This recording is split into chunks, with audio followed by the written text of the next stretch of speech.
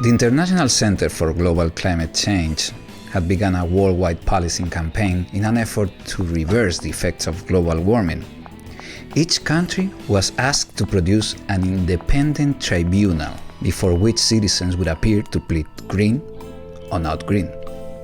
For several weeks, all of the hybrid drivers and solar panel owners in the land clamored in line to make their convincing pleas of green.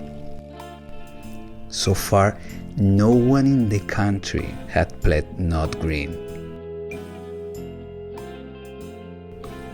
The authorities held out little hope that anyone would.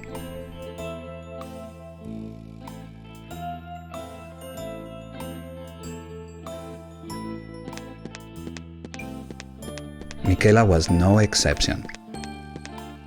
Not only did she plead green, she went on to list her accomplishments: driving a hybrid car, buying carbon coupons, roofing her house with solar panels.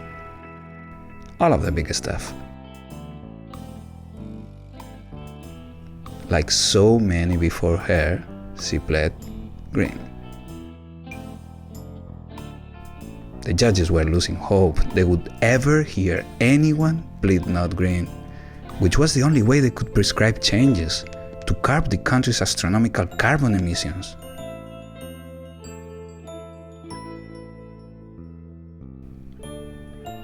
Until Sydney. Quietly, he hung his head and pled not green. The judges could not believe their ears. He explained that his windmill was always breaking down, his stove was often burning beyond meal times, and he liked to take long, hot showers after a hard day's work. He finished by shamefully admitting that he'd never planted a tree.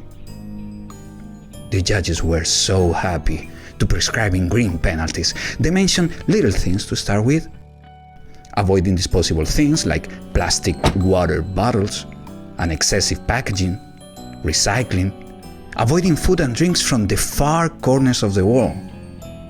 Driving gasoline SUVs and flying across the globe were for another lesson. Some of us like to brag, but nobody's righteous. If you walk around with your nose in the air, you're bound to end up flat on your face.